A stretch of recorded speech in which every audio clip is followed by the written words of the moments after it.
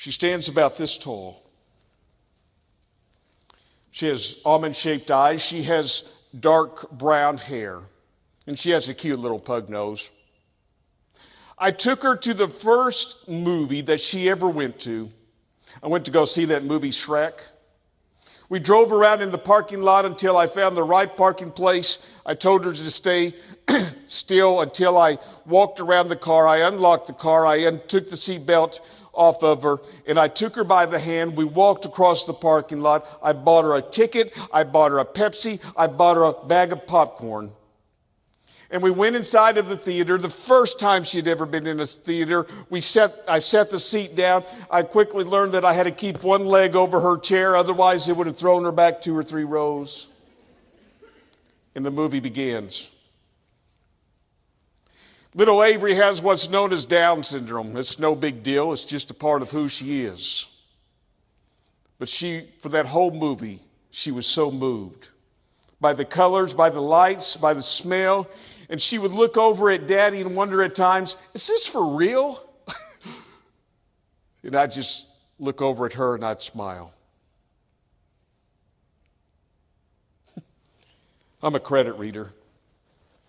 I'm one of those guys to stay at the end of the show and I read as fast as I could every name across there because I want to respect those artists that took to make the movie, and I read it. But when the credits started running, the music started playing, and Avery began to push me. Because, see, I know what Avery was thinking. She was thinking, Daddy, the music's playing. And when the music's playing, it's okay to dance. And she begins to push me out in the aisle. I turned to her. I said, hold on, sweetheart, hold on. Wait until everybody leaves. This happened 2 or 3 times. Finally, everybody left. And I turned to my little girlfriend and I said, come on. We got in that aisle and we danced. And within a few minutes, we were down in front of the theater because every theater's at a slight angle. We were bouncing off the walls and having a good time. What I did not realize was that I was setting myself up. Because now she thinks that every time we go to a movie, she gets a popcorn and a Pepsi, and she gets to dance with Daddy after the end of the show. That's what she thinks. Not too long ago, we went to go see this movie called Tangle, about a girl who lives in a tower. If you don't have the CD, I've got it. If you want it, you can have it. I've seen the movie 9 times. I got the beach towel, got it all. We take our seats. She's a big girl now. I don't have to put my leg over.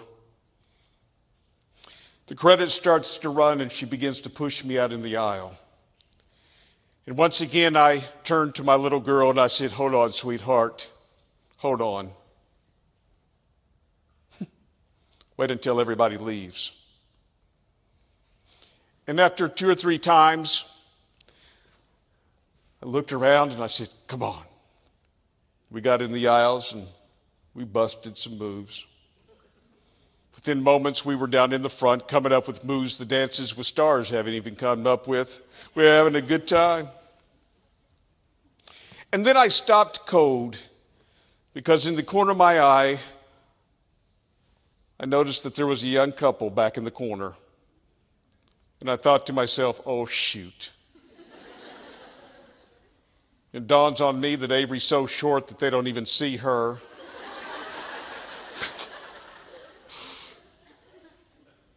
I'm so embarrassed. My insecurity was getting the best of me. There's no way I can walk down that center aisle. I ain't going there. Oh man. I'm going to go out that exit door. I've always wondered where it goes. I'm going to go out. I might not be found for 2 or 3 days, but I'm going to go out there because I'm not. And I turned to my little girl and I was going to lead her by the hand to go out that exit door because of my insecurities. I took her, I reached toward her and her eyes brightened up. And I know exactly what she was thinking. She was thinking, oh boy, Daddy's going to swing me on the good one on this time.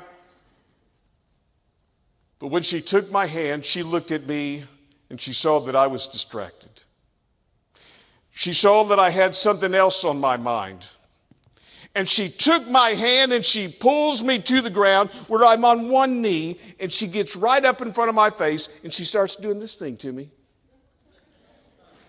That little game I used to play with her when she was just a small child, and I would say, I'm watching you, I'm watching you. And now she's right in my face and she's going, dance with Avery, dance with Avery. And I just looked at her. You know what she was really saying? I read her loud and clear. She was saying, Daddy, get focused. I'm number one here. Dance with me. Forget about those people out there. Dance with me. I'm the most important thing here. Get focused on me, Daddy. I read her loud and clear. And I looked at her. I said, okay. And I stood up and I looked back in the corner to this young couple who never said anything, never indicated anything, nothing. And I remember looking back there and saying, forget you. I'm dancing with my girl. What are you focused on? Really, what are you focused on? What's got your attention? Only you can answer that. But I want to challenge you, just in closing, to get focused on making a difference in the lives of these students. Some of them will never get math. And some of them will go on to do things that you could never even imagine. But get focused on making a difference. It takes courage. It takes courage to color outside of the lines. But I think you can do it because you guys are the real artist.